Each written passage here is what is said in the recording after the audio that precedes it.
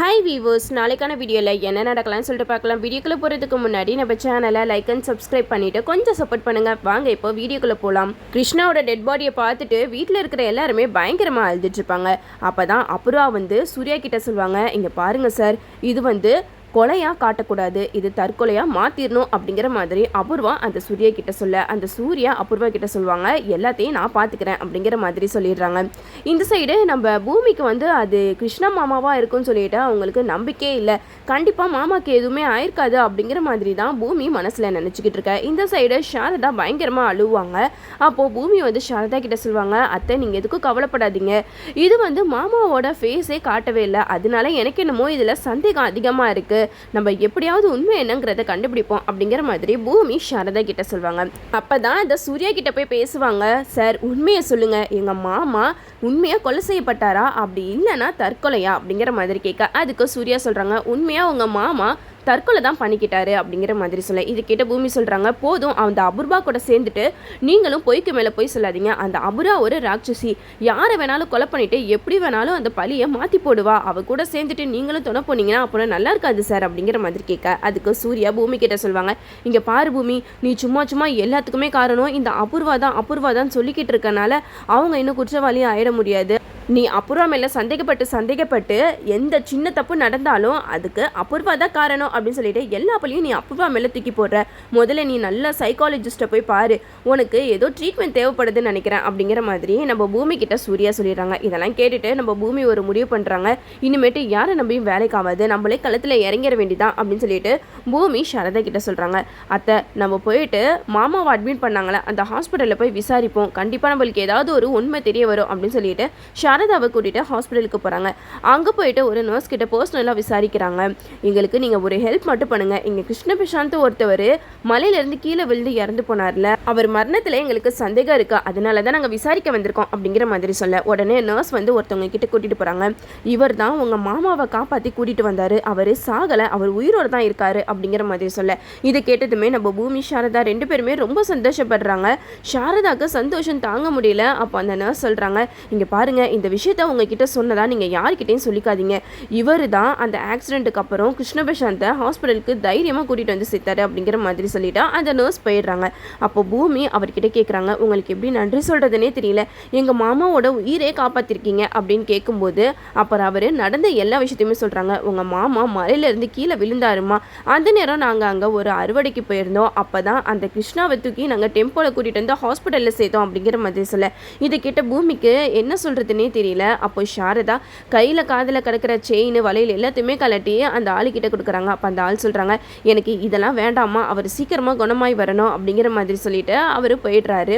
இந்த சைடு நம்ம பூமி சாரதா கிட்ட சொல்கிறாங்க, நான் தான் சொன்னல அத்தை, எனக்கு தெரியும் மாமாவுக்கு எதுவுமே ஆயிருக்காது, மாமா ரொம்ப நல்லவர் அத்தை, கண்டிப்பாக அவர் உயிர் பொழைச்சி வந்துருவாருன்னு எனக்கு ஒரு நம்பிக்கை இருந்துச்சு அப்படிங்கிற மாதிரி பூமி சொல்ல, இது கேட்ட சாரதா ரொம்ப சந்தோஷப்படுறாங்க. அப்போ தான் நர்ஸ் கிட்ட சொல்கிறாங்க, நாங்கள் அவரை பார்க்கலாமா அப்படிங்கிற மாதிரி சொல்லும்போது அப்போ அந்த நர்ஸ் சொல்கிறாங்க, அவருக்கு உள்ள ட்ரீட்மெண்ட் நடந்துட்டுருக்கு, இப்போதைக்கு அவரை பார்க்க முடியாது அப்படிங்கிற மாதிரி சொல்லிடுறாங்க.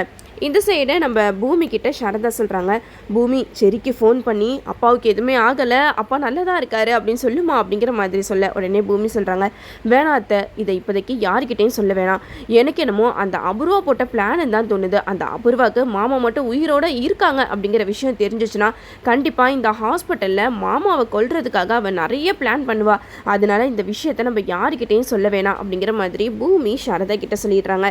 சாரதாவும் அதை கேட்டுட்டு பூமி கிட்ட சொல்கிறாங்க, பூமி நீ சொல்கிறதும் கரெக்டு தான், இப்போதைக்கு நம்ம இந்த விஷயத்தை யார்கிட்டையும் சொல்லாமல் மறைச்சிருவோம் அப்படின்னு சொல்லிட்டு அங்கேருந்து கிளம்பி போகிறாங்க.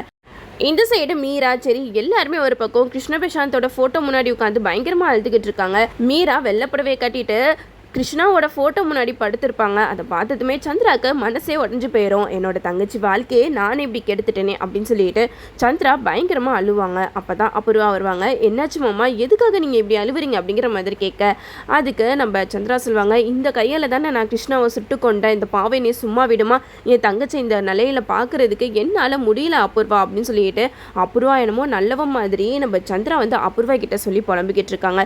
அபூர்வா மனசில் நினைக்கிறாங்க, நான் இதுக்காக தானே இத்தனை நாளாக காத்துட்டு இருந்தேன். அந்த கிருஷ்ணா இறந்தாதான் கண்டிப்பாக இந்த சோபா சந்திராவோட மரணத்தை பற்றி யாரும் நோண்ட மாட்டாங்க. எது எப்படியோ நம்ம தப்பிச்சோம்ப்பா அப்படின்னு சொல்லிட்டு அப்புறம் ஒரு பக்கம் சந்தோஷத்தில் இருக்க, இந்த சைடு சந்திராவுக்கு ஆறுதல் சொல்கிற மாதிரி நடிச்சுக்கிட்டு இருக்காங்க. அப்போ தான் நம்ம பூமியை காட்டுறாங்க. பூமி சாரதா கிருஷ்ணாவை பார்க்குறதுக்காக ஹாஸ்பிட்டலுக்கு வராங்க. பார்த்தா நம்ம பூமியை ஃபாலோ பண்ணிட்டு ககன் வந்துடுறாங்க. ககன் வரதை பார்த்த பூமி வந்து சாரதாவை நீங்கள் அந்த சைடு போய் ஒழிச்சுக்கோங்க அத்தை அப்படிங்கிற மாதிரி சொல்லிடுறாங்க. அப்போ தான் நம்ம ககன் பூமி கிட்ட கேட்குறாங்க, நீ எதுக்காக ஹாஸ்பிட்டலுக்குலாம் வர அப்படிங்கிற மாதிரி கேட்க, அதுக்கு பூமி சொல்கிறாங்க, இல்லை மாமா எனக்கு அடிக்கடி வாந்தி வருது, தலை சுத்துது, அதனால தான் ஏதாவது இருக்குமோன்னு நான் செக் பண்ண வந்தேன் அப்படிங்கிற மாதிரி சொல்ல, உடனே ககன் சொல்கிறாங்க, நீ என்ன லூஸ் மாதிரி உளறிட்டு இருக்க, அப்படியெல்லாம் எதுவும் இருக்காது அப்படிங்கிற மாதிரி சொல்லும் போது நம்ம பூமி அங்கே போகிற டாக்டர் கிட்ட சொல்கிறாங்க, இங்கே பாருங்கள் டாக்டர், எனக்கு வாந்தியாக வருது, அப்போனா நீங்கள் இதுக்கான காரணத்தை சொல்லணும் அப்படிங்கிற மாதிரி சொல்லும்போது நம்ம ககனுக்கு செம்ம கோவம் வருது. பூமியை செம்மையாக திட்டிடுறாங்க. இங்கே பாரு, தேவையில்லாமல் என்னை டென்ஷன் படுத்திட்டு இருக்காத அப்படின்னு சொல்லிட்டு நம்ம ககன் அங்கேருந்து போயிடுறாங்க. ஒரு வழியாக எப்படியோ ககனை பூமி சமாளித்து அங்கேருந்து அமுச்சு விட்டுடுறாங்க.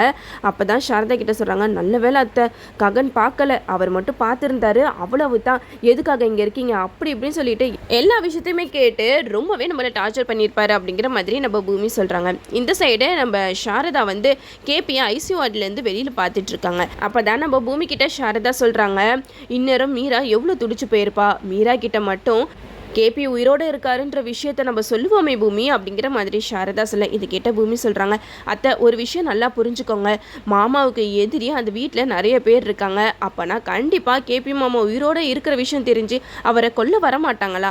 கண்டிப்பாக அந்த ராட்சசி அபூர்வா என்ன வேணாலும் செய்வா. அந்த அபூர்வாவை நம்பி நம்ம எதுவுமே உண்மையை சொல்லவே முடியாதத, கொஞ்ச நாள் பொறுத்துக்கோங்க, மாமா குணமாயி வீட்டுக்கு வரட்டும், அதுக்கப்புறம் எல்லாத்துக்குமே எல்லா உண்மையும் தெரியதானே போகுது அப்படிங்கிற மாதிரி நம்ம பூமி சாரதா கிட்ட சொல்கிறாங்க. சாரதாவும் கிருஷ்ணாவை வெளியில இருந்து பார்த்து ரொம்பவே எமோஷ்னலாக இருக்காங்க. இந்த சைடு நம்ம மீராவுக்கு வந்து அந்த விதவைங்களுக்கெல்லாம் செய்வாங்களே அந்த சடங்கு வந்து செய்கிறதுக்கு எல்லாம் ரெடியாக இருக்காங்க. அதை பார்த்து சந்திராவுக்கு மனசே கேட்கல, பயங்கரமாக அழுகுறாங்க. அப்போ தான் சரி வந்து கிருஷ்ணாவோட சட்டை எல்லாத்தையுமே வச்சுட்டு பயங்கரமாக அழுதுட்ருப்பாங்க. ஒரு குடும்பத்தையே இப்படி நாசம் பண்ணிட்டோமே அப்படின்னு சொல்லிட்டு சந்திராவுக்கு ரொம்பவே கஷ்டமாக இருக்கும். அப்போ தான் மருதாணி வந்து அபூர்வா கிட்ட சொல்லுவாங்க, அபூர்வா நீ நினச்சதை சாதிச்சுட்ட, கேபி உன்னோட கதையை முடிக்கிறதுக்காக அந்த மலைப்பகுதிக்கு உன்னை வர வச்சான், ஆனால் கடைசியில் அவனோட கதையை நீ முடிச்சுட்டு வந்துட்டியே அப்படிங்கிற மாதிரி நம்ம மருதாணி வந்து அபூர்வா கிட்ட சொல்ல, இதை கேட்டால் அபூர்வா சொல்கிறாங்க, கேபி மட்டும் இல்லை, இனி அடுத்து மிஞ்சுறது பூமி தான், பூமியை எப்படியாவது போட்டு தள்ளிட்டா போதும், இனிமேட்டு சோபா சந்திரா மரணத்தை பற்றி யாருமே யோசிக்க கூட இருக்க மாட்டாங்க அப்படிங்கிற மாதிரி அபூர்வா சொல்ல, இது கேட்ட மருதாணி சொல்கிறாங்க, சீக்கிரம் அந்த பூமியோட கதையை முடிச்சிரு, அப்போ தான் நம்ம நிம்மதியாக வாழ முடியும், அப்படி இல்லைனா கண்டிப்பாக நான் நட்சத்திரா 3 பேருமே இப்படி ஒருத்தவங்களுக்கு பயந்து தான் வாழ்க்கையை வாழ்ந்துக்கிட்டு இருக்கணும் அப்படிங்கிற மாதிரி மருதாணி சொல்கிறாங்க. அப்போ தான் அபூர்வா சொல்கிறாங்க, இப்போ தானே கேபியோட கதை முடிஞ்சிருக்கு, அப்படியே கொஞ்சம் ஆறப்படுவோம், அதுக்கப்புறம் பூமியோட கதையை முடிச்சிட வேண்டியதுதான் அப்படின்னு சொல்லிட்டு அபூர்வா மருதாணி கிட்ட சொல்லிக்கிட்டு இருப்பாங்க. இந்த சைடு நம்ம மீராவை பார்க்கவே ரொம்ப கஷ்டமாக இருக்குது. மீராவுக்கு கையில் போட்டிருக்க வலையிலலாம் உடைக்கிறாங்க, நெத்தியில் இருக்கிற குங்குமத்தெல்லாம் எடுக்கிறாங்க. இதெல்லாம் பார்த்துட்டு பூமிக்கு என்ன சொல்கிறதுனே தெரியல. இப்போதைக்கு நம்ம உண்மையை சொன்னோன்னா அவ்வளவு தான், கண்டிப்பாக கேபி மாமாவோட உயிருக்கே ஆபத்தாக முடிச்சிடும், அதனால நம்ம நடக்கிறதெல்லாம் வேடிக்கை பார்த்துட்டு அமைதியாக இருக்க வேண்டியதான் அப்படின்னு சொல்லிட்டு நம்ம பூமி அந்த காட்சியெல்லாம் பார்த்துட்டு அப்படியே உள்ளுக்குள்ளேயே அழுதுட்டு நிற்கிறாங்க. இதுக்கப்புறம் கேபி உயிரோட வந்தாங்கன்னா நம்ம செரி, மீரா, சந்திரா இவங்க எல்லாருமே என்ன மாதிரி ரியாக்ஷன் கொடுக்க போகிறாங்கன்னு தெரியல. அது மட்டும் இல்லாமல் இந்த அபூர்வா முன்னாடி கேபி உயிரோட வந்து நின்றாருன்னா போதும், நம்ம அபூர்வாவுக்கு மூச்சே நின்றும் போல அந்த அளவுக்கு அவங்களுக்கு ஷாக் கொடுக்க போறாரு நம்ம கேபி. ஓகே வியூவர்ஸ், என்னோட ரிவ்யூ உங்களுக்கு பிடிச்சிருந்தா லைக் பண்ணுங்க, மறக்காம நம்ம சேனலை சப்ஸ்கிரைப் பண்ணிடுங்க.